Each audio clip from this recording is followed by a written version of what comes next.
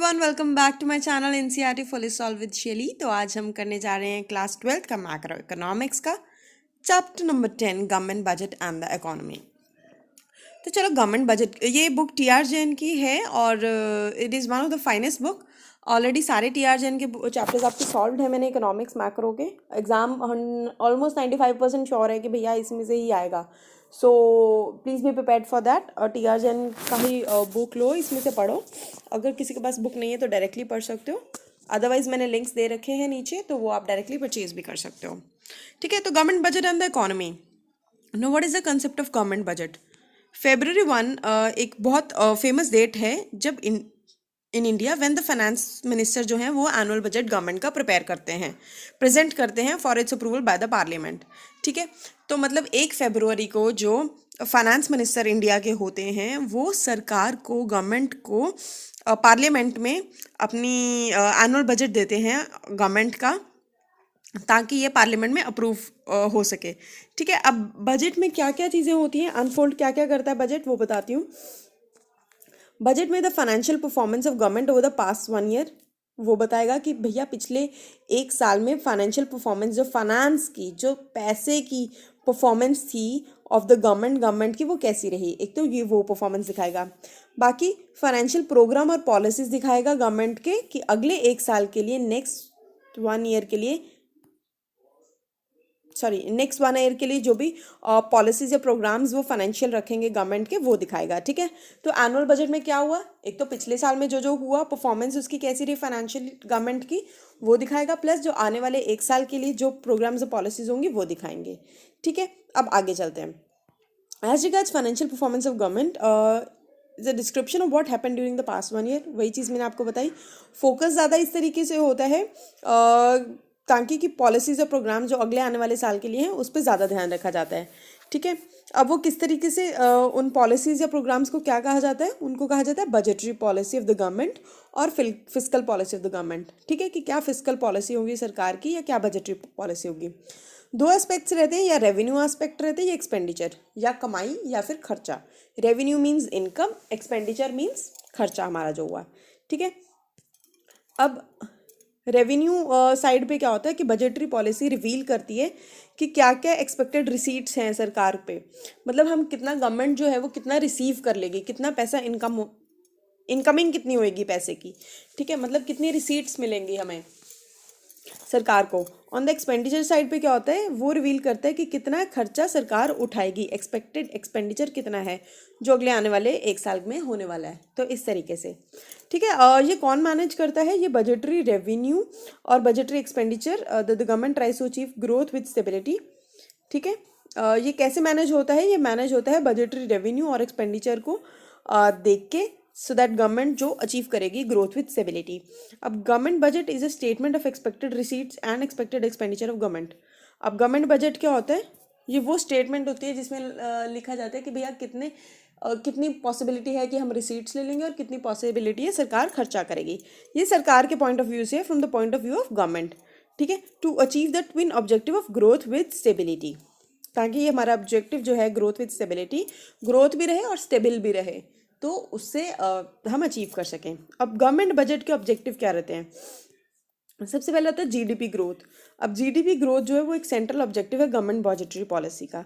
अब ये 2 वे में अचीव होता है, या तो by making public investment expenditure या फिर bye including private investment expenditure. ठीक है, या तो प्राइवेट इन्वेस्टमेंट एक्सपेंडिचर जो भी होते हैं वो इंड्यूस कर लो, या फिर पब्लिक इन्वेस्टमेंट एक्सपेंडिचर बाय उसके थ्रू होता है। अब या तो रिसोर्सेज एलोकेट करना, गवर्नमेंट बजट में ये होता है कि भैया रिसोर्सेज कैसे एलोकेट करें। So private enterprises will always desire to allocate resources to those area of production जहाँ पे प्रॉफिट सबसे ज़्यादा है। तो वो ये चीज़ ध्यान रखेगी कि जहाँ पे प्रॉफिट सबसे ज़्यादा है हम अपने रिसोर्सेज को वहीं पे लगाएं, सो दैट हमें ज़्यादा से ज़्यादा प्रॉफिट मिल सके। ठीक है, अब ये पॉसिबल कहाँ कहाँ है, लाइक प्रोडक्शन ऑफ एल्कोहल में है। It may not promote social welfare. Through its budgetary policy, the government of country directs the allocation of resources in a manner so that there is a balance between goals of profit maximization and social welfare. तो अब दोनों चीज़ें की वो भी होनी चाहिए, profit maximisation भी होनी चाहिए, लेकिन सोशल वेलफेयर, लोगों के सेहत से इंजरी भी ना हो, वो भी ध्यान रखना पड़ेगा। तो इसलिए जो प्रोडक्शन उन गुड्स की है जो इंजूरियस है हेल्थ के लिए, लाइक सिगरेट विस्की, वो डिस्करेज किए जाते हैं। कैसे? उस पर ज़्यादा सारा टैक्स लगा के। On the other hand production of socially useful goods जैसे खादी वगैरह है, वो इनकरेज कैसे किए जाते हैं? उन पे सब्सिडीज देके कि भाई आप इतने का बनाओ, आप अगर बनाओगे तो उसके बाद हम आपको सब्सिडी दे देंगे, इतना रिटर्न कर देंगे। और वही लोग जो जैसे सिगरेट या शराब में बनाने में लगे हुए हैं, उनको क्या करते हैं? उनको हाई टैक्स पे करना पड़ता है, ठीक है, ताकि ये लोग कम कर दे खुद से, ठीक है। तो इस तरीके से रिसोर्सेज को एलोकेट करना पड़ता है। Provision of public goods. अब पब्लिक गुड्स की प्रोविजन, सप्लाई और डिमांड फोर्सेस जो मार्केट इकोनॉमी में होती हैं, ये अलाउ नहीं करती प्रोडक्शन प्रॉपर पब्लिक गुड्स के लिए, ठीक है। तो ये वो गुड्स हैं जो कलेक्टिव नीड्स पीपल की सेटिस्फाई करते हैं। Law and order and defence जो कंट्री के हैं, ये इंपॉर्टेंट एग्जांपल्स हैं पब्लिक गुड्स के। तो ये budgetary allocation of funds that these goods are sufficiently provided to people, ठीक है। तो ये सब बजटरी एलोकेशन के थ्रू होता है कि ये सारी चीज़ें इनको मिल जाती हैं। अब redistribution of income and wealth, तो वो भी देखना है। जो सरकार का बजट होता है वो शो करता है कि एक एक्सरसाइज टैक्सेशन और सब्सिडीज़ पे। तो गवर्नमेंट जो है वो फिजिकल इंस्ट्रूमेंट टैक्सेशन और सब्सिडीज़ पे यूज़ करती है विद अ व्यू, ताकि जो इनकम की डिस्ट्रीब्यूशन है और वेल्थ की वो अच्छे से हो सके, इम्प्रूव हो सके। So equitable distribution of income and wealth is a sign of social justice which is the principal objective of any welfare society as in India, ठीक है। तो ये मेन ऑब्जेक्टिव है। तो ये ध्यान रखते हैं कि भैया जो इनकम है हमारी वो इक्वली डिस्ट्रीब्यूट हो सब में। Distribution of income and wealth is improved दो तरीके से, या तो टैक्स लगाएगा, जितने लोग ज़्यादा अमीर हैं उन पर ज़्यादा टैक्स देगा, और जो गरीब हैं उनको सब्सिडीज़ देगी सरकार। तो इस तरीके से डिस्ट्रीब्यूशन ऑफ इनकम हो जाए कि जो अमीर हैं उनसे पैसा लेती है और जो गरीब है उनको पैसा देती है। या फिर by supplying food grains to BPL production at a low price, कि जैसे फूड ग्रेन्स, चावल, गेहूँ, ये सब है, ये बिलो पॉवर्टी लाइन जो पॉपुलेशन है, जो गरीबी रेखा से नीचे हैं लोग, उनको कम रेट पे देती है। और जैसे free distribution of LPG connection to poor people, suppose ये है, तो ये एक तरीके से इक्विटेबल डिस्ट्रीब्यूशन ऑफ इनकम के लिए ही है। उसके बाद आता है बैलेंस रीजनल ग्रोथ। अब बजटरी पॉलिसी जो है वो प्रायोरिटी देती है बैकवर्ड रीजन्स की डेवलपमेंट के लिए, ठीक है। तो ये कैसे अचीव होगा? ये लिबरल टैक्स लॉज के थ्रू होगा, कि मतलब जो टैक्स लॉज में थोड़ी सी लिबर्टी, थोड़ी सी फ्रीडम, थोड़ी सी छूट दे दी जाए बैकवर्ड रीजन्स को, ठीक है। सो स्पेशल इकोनॉमिक जोन्स बनाए जाते हैं बैकवर्ड रीजन में थ्रू लिबरल टैक्स लॉज में be cited as an example. तो इनको एग्जाम्पल हम कंसिडर कर सकते हैं। एम्प्लॉयमेंट अपॉर्चुनिटीज़ देते हैं, ठीक है। एम्प्लॉयमेंट अपॉर्चुनिटीज़ में क्या करते हैं? ये फोकस करते हैं बजटरी पॉलिसी में कि इन्वेस्टमेंट, पब्लिक एंटरप्राइजेज में इन्वेस्टमेंट करके हम कितनी एम्प्लॉयमेंट जनरेट कर सकते हैं कि ज़्यादा से ज़्यादा लोगों को नौकरियां मिले। ये किस लिए, ये प्रोविजंस किस लिए बनाई जाती हैं? These are made for schemes like MGNREGA offering employment to poor section of society. तो जो सोसाइटी के गरीब लोग हैं उनको नौकरियां मिल सके। Economic stability, free play of market forces और forces supply and demand are bound to generate trade cycles also called business cycle. अब देखो, डिमांड या सप्लाई के हिसाब से ट्रेड साइकिल भी बन जाते हैं। These refers two phase of recession, depression, recovery and boom, ठीक है। रिसेशन हो जाता है, अब डिप्रेशन आ जाता है, फिर रिकवरी हो जाती है कि भैया ठीक है, फिर बूम आ जाता है कि एकदम से बहुत ज़्यादा डिमांड सप्लाई बढ़ गई है। तो इस तरीके से तो जो सरकार होती है कंट्री की, वो हमेशा कमिट करती है इकोनॉमी को इन बिजनेस साइकिल से बचाने की। सो बजट को इस तरीके से यूज़ किया जाता है कि इम्पॉर्टेंट इंस्ट्रूमेंट है, ताकि कोई भी ऐसी सिचुएशन डिफ्लेशन की या इन्फ्लेशन की ना आ सके। तो इसको करके गवर्नमेंट ट्राई करती है कि वो इकोनॉमिक स्टेबिलिटी को अचीव कर सके। Economic stability stimulates the inducement to invest and increase the rate of growth and development. तो वो कहती है भी इन्वेस्ट करो और जो आपका रेट और ग्रोथ और डेवलपमेंट का रेट है वो अपने आप बढ़ जाएगा, ठीक है। अब आते हैं स्ट्रक्चर ऑफ बजट या बजट का कंपोनेंट क्या है। अब देखो, दो बजट्स के कंपोनेंट है, या तो बजट रिसीट होती है या फिर बजट के एक्सपेंडिचर होते हैं। रिसीट्स मीन्स कि कितनी इनकम हुई, कितनी हमारे पास पैसा आया, और एक्सपेंडिचर मीन्स कि कितना सरकार का पैसा गया या कैपिटल एक्सपेंडिचर हो, ठीक है। अब दो डिटेल्स दे रखी है इनकी। बजट रिसीट्स क्या होते हैं? Estimated money receipts to the government from all sources during the fiscal years, कि सरकार के पास सारे सोर्सेज को मिला के कितना पैसा आता है एक साल में, उसको बजट रिसीट कहा जाता है। या तो वो रेवेन्यू रिसीट हो सकते हैं या वो कैपिटल रिसीट हो सकते हैं। रेवेन्यू रिसीट्स कौन सी होती हैं? Which show the following two features. अब देखो कौन से फीचर्स होते हैं दो रेवेन्यू रिसीट्स में। These receipts do not carry any corresponding liability for government, कि कोई भी सरकार की इस पर कोई लाइबिलिटी नहीं होती। अगर वो इनकम आ रहा है तो वो इनकम सरकार की होएगी, उस पर कोई ये नहीं है कि भैया इतना पे भी करना पड़ेगा, ऐसा कुछ नहीं होगा। सो टैक्स रिसीट एग्जाम्पल है, टैक्स रेवेन्यू है because it does not involve any corresponding liability, नहीं ना होती सरकार को कि ये पे करना ही करना है। तो tax is a unilateral one sided compulsion payment to government, ठीक है। अब हमें जो है वो टैक्स पर भरना ही पड़ता है, तो वो पैसा किसको जाता है जो हम पे करते हो। आप रेस्टोरेंट में जाते हो, 1000 रुपीज़ का खाना खा के आते हो, उस पर देखते हो आप टैक्स लगा होता है, सपोज 200 रुपीज़ टैक्स लगा है, वो टैक्स किसको जाएगा, वो रेस्टोरेंट वाले को नहीं जाएगा, वो किसको जाएगा, सरकार को जाएगा 200 रुपये। तो वो जब सरकार की क्या होगी, वो सरकार की इनकम होगी। कौन सी इनकम, रेवेन्यू रिसीट होगी। तो वो जब बजट बनेगा तो उसके रेवेन्यू रिसीट में वो अमाउंट कंसिडर हो जाएगी, ठीक है, तो 200 रुपये ऐड हो जाएगा। तो ये this is a minor example जो आपने दी। तो दुनिया में कितने पैसे हैं, हम टोल टैक्स पे करते हैं, हम गाड़ियों में रास्तों में जब जाते हैं तो टोल पे करते हैं, 200 रुपये, 500 रुपये, 300 रुपये, तो वो सारा सरकार की कमाई है, सरकार की रेवेन्यू है, ठीक है। और दूसरा उसका क्या है, these receipts do not cause any reduction in asset of the government. दूसरी चीज़ कि वो जो सरकार की गवर्नमेंट है उसमें कोई भी एसेट में रिडक्शन नहीं होना चाहिए। अब टैक्स रिसीट है, हमने टैक्स रिसीट दी, टैक्स पे करा हमने, तो उससे कोई फ़र्क थोड़ी ना पड़ा है, कोई भी नहीं फ़र्क पड़ेगा उससे। सो अगर गवर्नमेंट रिसीव मनी करती है by selling its share of some company, तो उससे क्या होगा कि सरकार के एयर इंडिया के सपोज हमने शेयर बेच दिए, ठीक है, उससे पैसा आया, तो वो कहाँ से हुआ, वो हुआ एसेट की रिडक्शन से, तो वो रेवेन्यू रिसीट में कंसिडर नहीं होगा। लेकिन जो आप टैक्स पे कर रहे हो सड़क पे यूज़ करने का, तो वो आपका एक तरीके से रेवेन्यू रिसीट है, ठीक है, सरकार का। अब इसके बाद आते हैं हम, रेवेन्यू रिसीट हो गया। कंसिड्यूएंस ऑफ रेवेन्यू रिसीट्स कौन से होते हैं। अब टैक्स रिसीट में कौन सा कंसिडर होगा, वो होगा एक second, income tax, corporation tax, state duty, gift tax, custom duty, excise duty, GST, ये ऐड होंगे। अब नॉन टैक्स रिसीट्स कौन सी हैं, fees, escheat, income from public enterprises, grants, कोई फाइन हो या कोई स्पेशल असेसमेंट, या फिर income from sale of spectrum like 2G या 3G, तो ये कौन से हैं, नॉन टैक्स रिसीट्स। तो ये कौन सी होगी, टैक्सेबल रिसीट्स, ठीक है। टैक्स कौन सी होती है, टैक्स रिसीट होती है जो कंपलसरी पेमेंट होती है गवर्नमेंट को, हाउस होल्ड्स ने देनी ही देनी होती है, ठीक है। तो टैक्स पर एक्सपेक्ट नहीं कर सकता कि मुझे कोई इनके अगेंस्ट बेनिफिट मिलेगा सरकार की ओर से। तो वो कौन से टैक्स रिसीट हो गए income, corporation, state duty, gift tax, custom duty, excise duty, GST, ठीक है। अब आगे नॉन टैक्स रिसीट्स। अब आगे टैक्सेस को दो तरह में क्लासीफाई किया गया, ये बता दूं पहले, प्रोग्रेसिव या रिग्रेसिव टैक्स, ठीक है, वैल्यू एडेड स्पेसिफिक टैक्स, या फिर डायरेक्ट या इनडायरेक्ट टैक्स, ये तीन है। प्रोग्रेसिव और रिग्रेसिव टैक्स कौन से होते हैं, प्रोग्रेसिव टैक्स वो होता है जब रेट ऑफ टैक्स इंक्रीज होता है जैसे इनकम बढ़ती है, ठीक है। तो अब आप देखोगे 2 से 5 लाख वालों के लिए अलग कैटेगरी होती है टैक्स की, 5 से 10 लाख वालों की अलग कैटेगरी होती है। तो ये कौन सा हो गया, ये प्रोग्रेसिव टैक्स होता है।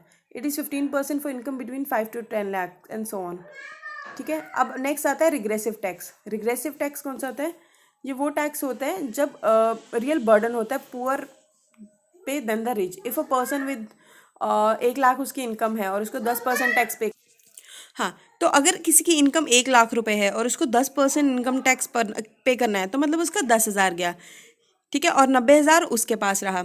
लेकिन अगर किसी के बेचारे की इनकम ही 5,000 रुपीज़ है और उसमें से उसे 10% उसका 500 रुपीज़ चला गया, तो मतलब उसके लिए तो बहुत ज़्यादा अमाउंट चलेगी ना।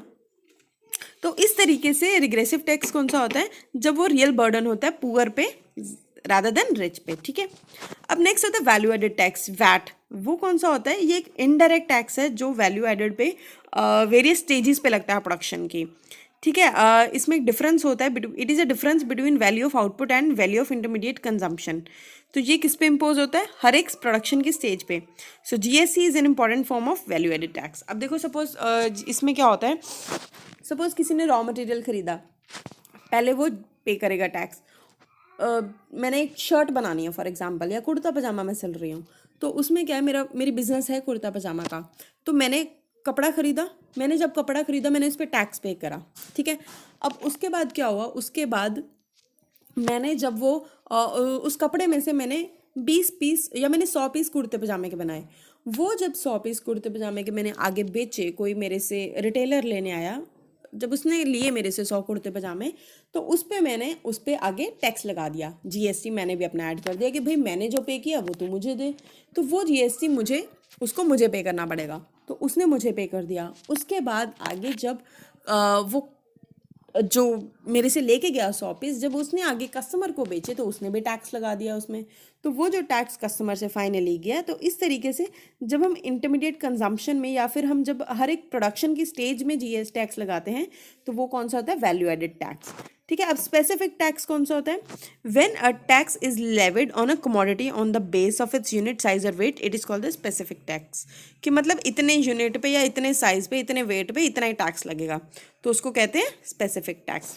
अब आगे आते हैं डायरेक्ट या इनडायरेक्ट टैक्स। डायरेक्ट टैक्स कौन सा होता है, ये वो टैक्स है, it is one of the final burden of which is born by the person on हुम इट इज़ इम्पोज। कि डायरेक्टली जिसने कंजम्पशन करी या किसने यूज़ करी उसी पे डायरेक्ट उसको टैक्स पे करना है। फॉर एग्जाम्पल इनकम टैक्स जो है वो बंदे के डायरेक्ट इनकम पे, अगर आप 5 से 10 लाख की कैटेगरी में आ रहे हो तो आपको इतना डायरेक्ट टैक्स पे करना है। तो वो कौन सा हो गया, डायरेक्ट टैक्स। क्यों, क्योंकि वो डायरेक्ट इंडिविजुअल को भरना है और जिसने इनकम ली है। ठीक है, तो उसको ही बर्डन है, उसके ऊपर ही है। So the burden of tax can not be shifted to any other person. तो इसमें शिफ्ट नहीं करना होता। तो कौन से टैक्स होते हैं, income, corporation tax, gift tax, wealth tax, ये सारे कौन से टैक्स हैं, ये हैं डायरेक्ट टैक्सेस। अब आते हैं इनडायरेक्ट टैक्स पे। इनडायरेक्ट टैक्स कौन सा होता है, ये वन है जिसका इनिशियल बर्डन या इम्पैक्ट है एक पर्सन पे, लेकिन वो अपना जो टैक्स है बर्डन है वो शिफ्ट कर सकता है दूसरे पे। ठीक है, अब जैसे मैंने अभी आपको जीएसटी की एग्जांपल दी थी, तो this is one of the finest example for that, क्योंकि ये इनडायरेक्ट टैक्स होता है। So they are to pay this tax to the government. तो ये गवर्नमेंट को पे करना होता है, लेकिन इसकी जो टैक्स पे करते हैं वो उसके बदलते रहते हैं। So but they charge this tax from the buyers by adding it to the price of the good sold. तो वो प्राइस में ऐड हो के उसका फाइनल टैक्स कस्टमर को पे करना पड़ता है। ठीक है, डायरेक्ट और इनडायरेक्ट टैक्स हो गया। अब नॉन टैक्स रिसीट्स पे आती हैं। अभी तो हमने कौन सी करी थी, टैक्सेबल रिसीट्स। अब नॉन टैक्स रिसीट्स कौन सी होती हैं, तो नॉन टैक्स रिसीट्स कौन सी हुई, ये वो रिसीट्स होती हैं जो अराइज होती हैं from sources other than tax से। ठीक है, यानी मतलब फीस, जो गवर्नमेंट को फीस जाती है for the services that it renders to the people. अब लैंड रजिस्ट्रेशन फीस है, बर्थ की डेथ की रजिस्ट्रेशन फीस है, पासपोर्ट फीस है, कोर्ट फीस है। तो ये सारी फीस किसको जाती है, गवर्नमेंट को। फीस जो है वो पेमेंट नहीं है, it is not a payment या price for commercial services, it is a payment for administrative and judicial services. जो भी जुडिशियल या एडमिनिस्ट्रेटिव सर्विसेज सरकार देती है लोगों को, उसके लिए ये एक पेमेंट होती है। ठीक है, फीस। अब नेक्स्ट आती है फाइन। फाइन कौन से होते हैं, ये वो पेमेंट होती है जो लॉ ब्रेकर्स को पे करना पड़ता है सरकार को। फॉर एग्जाम्पल आप रास्ते में जा रहे हो, आपने हेलमेट नहीं पहना, so you will have to pay a fine, right. तो वो जो फाइन होगा वो कौन सा, वो गवर्नमेंट को जाएगा directly and it will be considered as a non tax receipt for them. ठीक है, तो ये नॉन टैक्स रिसीट में कंसिडर होगी। एस्चीट। एस्चीट क्या होता है, it refers to that income of the state जो अराइज होती है out of property left by the people without a legal heir. ठीक है, कि मतलब there are no claimants of such property. कि सपोज फॉर एग्जाम्पल कोई भी मिस्टर राम सरोज जी हैं, ठीक है, उनके आगे कोई बेटे नहीं है, तो वो उनकी जब डेथ हुई तो उनकी जो प्रॉपर्टी है वो ऐसी रह गई, तो वो एस्चीट काउंट हो गया। क्यों, क्योंकि वो स्टेट की इनकम काउंट हो गई, क्योंकि उसके आगे कोई रखवाली के लिए बच्चा ही नहीं है उनका, तो वो प्रॉपर्टी कोई भी क्लेम नहीं करेगा। सो इसलिए government makes a revenue out of it, तो वो प्रॉपर्टी गवर्नमेंट को जाती है। अब आता है स्पेशल असेसमेंट। स्पेशल असेसमेंट कौन सी पेमेंट होती है, which is made by the owners of those properties whose value has appreciated due to developmental activities of the government. तो मतलब जो भी सरकार ने एक्टिविटीज़ करी, कोई भी डेवलपमेंट की एक्टिविटीज़ करी, उससे जो भी प्रॉपर्टीज़ के ओनर को फ़ायदा हुआ, ठीक है, तो स्पेशल असेसमेंट वो पेमेंट होती है जो वो प्रॉपर्टीज़ के ओनर जिनकी वैल्यू अप्रिशिएट हुई है वो उनको स्पेशल असेसमेंट देनी पड़ती है। So when as a result of construction of road, अगर सड़क बनने से या ड्रेन से या सीवरेज सिस्टम से जो वैल्यू नेबरिंग प्रॉपर्टी की बढ़ती है या उसकी रेंटल वैल्यू अप्रिशिएट होती है, तो वो पार्ट जो डेवलपमेंटल एक्सपेंडिचर का होता है वो रिकवर होता है from the owners of such property by way of special assessment के थ्रू। ठीक है, अब नेक्स्ट आता है इनकम फ्रॉम पब्लिक एंटरप्राइजेज। अब बहुत सारी एंटरप्राइजेज हैं, फॉर एग्जांपल इंडियन रेलवेज हैं, नंगल फर्टिलाइज़र फैक्ट्री है, इंडियन ऑयल है, भिलाई स्टील प्लांट है। प्रॉफिट जो इन एंटरप्राइजेज का है तो ये सरकार की रेवेन्यू में कंसिडर होता है, बिकॉज रेलवेज जो है वो सेंट्रल गवर्नमेंट का है ना, वो किसी स्टेट का लग नहीं है। उसको कौन चलाती है? उसको डायरेक्ट सरकार चलाती है। तो उससे जो भी कमाई होती है वो सरकार को जाती है। इंडियन ऑयल सरकार का है। भिलाई स्टील प्लांट सरकार का है। ठीक है, तो इस तरीके से income from sale of spectrum like 2G या 3G से। अब जो भी इनसे इनकम हो रही है तो ये source of non tax receipts by the government में कंसिडर होंगी। कोई भी ग्रांट्स या डोनेशंस हैं, ग्रांट्स भी तो सोर्स ऑफ गवर्नमेंट रेवेन्यू है ना, तो ये बहुत कॉमन होता है लोगों के लिए डोनेशंस देना, ग्रांट्स देना सरकार को जब नेचुरल क्लैमिटीज़ होती हैं लाइक अर्थक्वेक, फ्लड, फेमाइंस जैसे ये सब आते हैं, ये कोविड आया था, तो इस तरीके से लोग ग्रांट्स देते हैं। कैपिटल रिसीट्स कौन सी होती हैं? ये वो मनी रिसीट्स होती हैं ऑफ द गवर्नमेंट जिनमें दो फीचर्स होते हैं। अब कौन से कि these receipts create a liability for the government, कि इसमें लाइबिलिटी होती है सरकार को, और these receipts cause reduction in asset of the government. ठीक है, ये जो टॉपिक्स है ये मैं आपको अभी नेक्स्ट वीडियो में समझाती हूँ। उसके लिए अगर आपको वीडियो अच्छा लगे तो प्लीज़ लाइक शेयर सब्सक्राइब करो।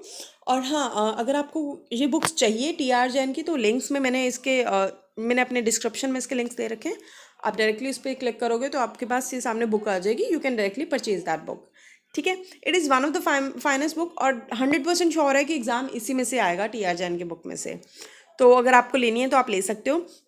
इसका सेकंड पार्ट जो है मैं अभी आपको नेक्स्ट वीडियो में अपलोड कर दूंगी, तो वो भी आप देख सकते हो। वीडियो अच्छा लगे तो please like share subscribe please, बहुत मेहनत लग रही है। Till then take care, bye, have fun.